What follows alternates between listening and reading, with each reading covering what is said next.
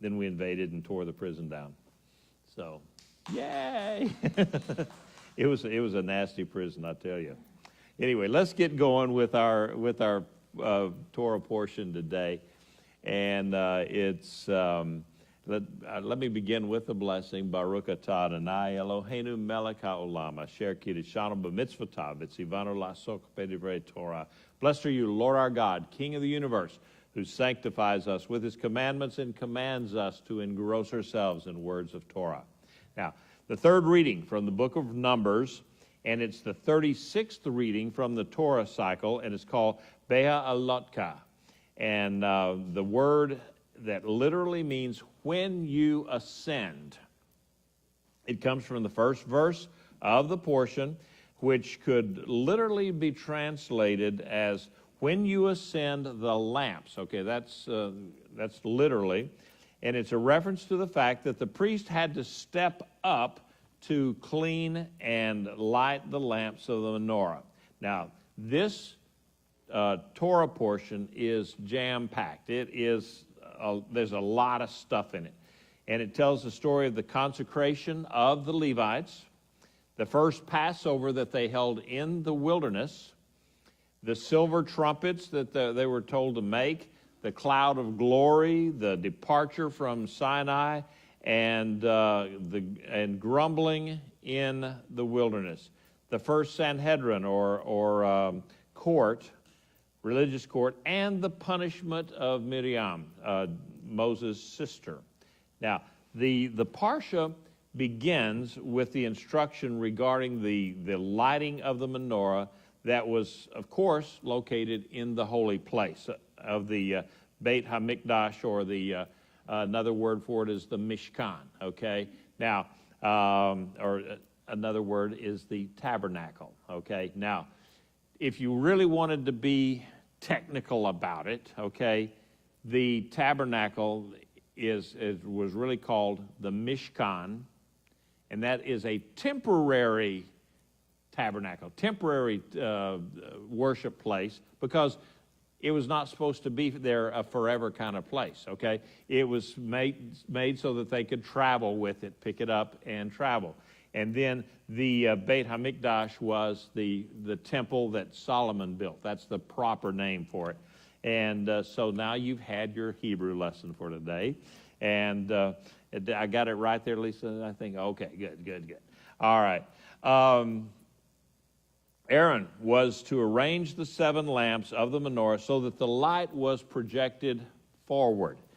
We can assume that that meant that the light was to be directed in the general vicinity of the holy place, rather than up against the wall where, it wouldn't really radiate well. A literal reading of the Hebrew is not as clearly defined, okay? It says to cast the light against the menorah, and this is what the Hebrew literally says. Set the light so that it's against the menorah.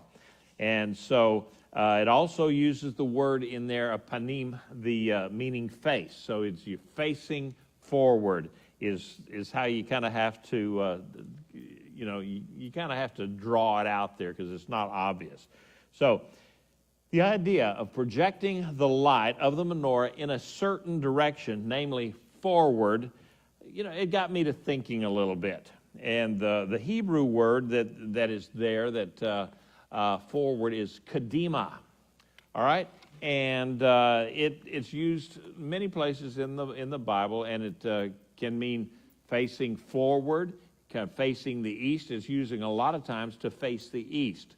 Well, the tabernacle was facing east, and I was looking out there, at my place. I've been working toward trying to get my garden and orchard, the dimensions. It's about 2/3 of the dimensions right now of the outer courtyard of the tabernacle. Okay, and I'm working on. I cleared some land and I cleared some stuff, and I'm going to be making that so that hopefully by Sukkot I will have that part fenced in so that you can see exactly what the size of the tabernacle courtyard was. The only thing, the part that I messed up on is that it's oriented north and south and not east and west. So you have to use your imagination, okay, a little bit. But that word kadiymah was meant to be kind of facing east, or the facing when the ark would move. You know, when God's Spirit, His cloud or His fire, got up and left and headed off, you know, whatever direction. They were the first ones to go was the tribe of Judah. They led the way, and they were on the eastern edge of the tabernacle. So no matter which way that the Spirit left, they eventually they went out eastward first. Okay, they had to get going, and they would then they would have to maybe make a big turn, because they made several turns in those 38 years, 40 years that they were in the wilderness. And I don't know how many of you knew that the tabernacle, actually they moved 38 times during, that's just about once a year they would move. And there were a couple of times where they set up, and 4 days later they had to pack it up and move again. And so but then once they got into the promised land, and it went to a place called Shiloh, or, you know, if you're from Texas, it's Shiloh. And it went to Shiloh, and it stayed there for 430 years. And that's just about how long the children of Israel were in Egypt. It's almost exactly the same. But the tabernacle was there over 400 years at Shiloh. That's not in my notes. So you guys that are trying to follow with me, God help you. Okay. So anyway, God had always intended for Israel to be a beacon of monotheism and righteousness. We see this mandate to move forward as a light of the world again and again in Torah, in the Nevi'im, the writings, and then in the Besorah, the good news that was delivered by the apostles and by Yeshua himself. So that idea that Israel was God's chosen people, and as such, they had a job to do. That they had a mandate, actually, and then that was to let the rest of the world know that there's only one God. That's the God of Abraham, Isaac, and Jacob, and there was no other. All of these gods of, gods of the light bulb, gods of the air conditioner, gods of the sun, God of, whatever. No, that just didn't cut it. He was trying to get Israel to let the world know that there is only one God. And that was their job. And then later on, Yeshua, he's moving that light forward. And then what? The torch was then passed to us. The mandate to be light to the world was first hinted at when Israel had a mandate from God to be a blessing to the nations. We see that we'll see that in a minute. God had promised Abraham that through one of his descendants, all of the families of the earth would be blessed. And we read that in, anybody know right offhand where that is? Genesis, 12:3. And Adonai said to Abram, get going, get up, get going, and out from your land and from your relatives and from your father's house to the land that I will show you. My heart's desire is to make you a great nation, to bless you, to make your name great, so that you may be a blessing. My desire is to bless those who bless you, but whoever curses you, I will curse. And in you, all the families of the earth will be blessed. There it is. There's that first, that is another promise of the Messiah, because how do all the families, Jew and Gentile, get blessed? By accepting Yeshua as their Messiah. And there was a story in Numbers that where a secular prophet, Balaam, was hired by King Balak, and he was to curse Israel. But instead he blessed them. He couldn't get the words out. And he even prophesied the light of the world would come forth from Israel. In Numbers 24, 17 to 19, we read, I see him, not yet at this moment.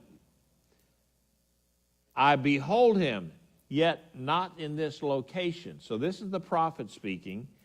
For a star will come from Jacob, a scepter will arise from Israel. Of course, we understand that that was the promised Messiah, and he was the one that would bless all of the nations, all the families of the world. Whether if they accepted him, they're blessed. If they don't, then they lose out. And he would fulfill the prophecy of the bright star from Jacob. Even then, but before the prophets were commissioned, Moses commissioned the Israelites. In Deuteronomy, it says, see, just as Adonai my God commanded me, I have taught you statutes and ordinances to do in the land that you are about to enter to possess. You must keep and do them, for it is your wisdom and understanding in the eyes of the people who will hear all these statutes and say, surely this great nation is a wise and understanding people. That's what they were supposed to do.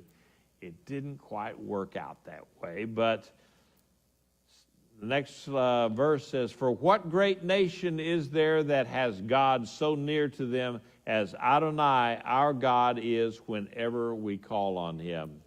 You know, those other nations, they had the little statues and or maybe big statues and whatever, but you remember with Elijah and the prophets of Baal up on Mount Carmel that he called he set up his altars, and so he got the prophets of Baal and says, okay, go ahead and call down fire from heaven, from your gods. And they called on, they cut themselves, and they did all sorts of stuff. And Elijah said stuff like, well, maybe your God is asleep, and they called on some more. He's just egging them on, he's twisting that knife in him. And he said, oh, I know, he's off relieving himself someplace, and he can't hear you. He really said that. He went... He's relieving himself. And so then when it came his turn, what did he do? He poured water. Now, they're in the middle of a drought, and they got water, and they poured it on top of the altar and soaked it up. Water went down into the ditch around the altars, and then he stepped back a minute, and he said, okay, God. And the fire came down, and it consumed the offering, all of the wood. The stones licked up all of the water that was in the ditches around there, and also ignited the prophets of Baal. And so that was an indicator of who the real God was. So in Isaiah 49, is that where we are now? Yeah, okay. Isaiah 49:3. That's what happens. I get going on a rabbi trail, and then I lose my notes here. He said to me, you are my servant, Israel, in whom I will be glorified. Now, Isaiah spoke of Israel, but he also prophesied the messianic promise that a man, not only B'nai Israel, would be a light to the world.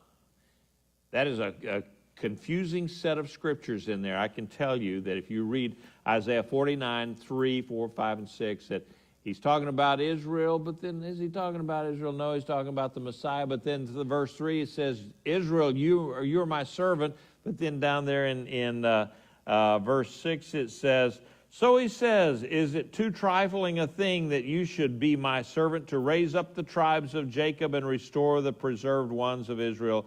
So I will give you as a light for the nations, that you should be my salvation to the end of the earth." All right, so there again, that's definitely pointing at the Messiah. He's kind of interchanging them. Finally, around 6 BCE, okay, and some say 4, but it's right around 6 BCE. That's when Yeshua was born. Light was restored to Israel. That bright star came forth from Jacob. Yeshua was born. From that night in a Bethlehem manger, there began a movement that has transformed humanity. That light was a long time in coming.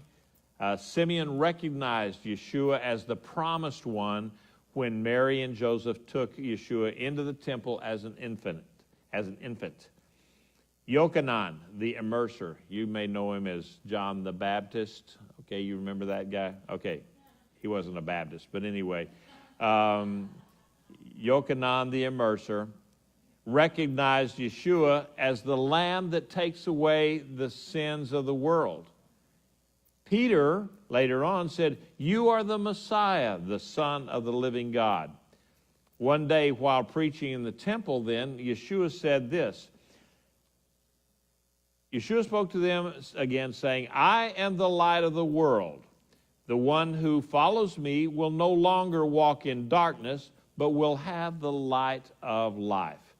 Then while preaching to the crowds, Yeshua commissioned the Hebrews there, the Israelites there, and he says, "You are a light to the world. You're the light of the world." He's talking, remember, when he was preaching to Jews, okay? Because he said, "I didn't come for the Gentiles." Yeshua says, "I came for the house of Israel." You know, those were his words, not mine. So it was up for the disciples then to go to the Gentile world, the rest of the world. But he said, "My job is to go to the lost ones of Israel." So he was preaching to Jews.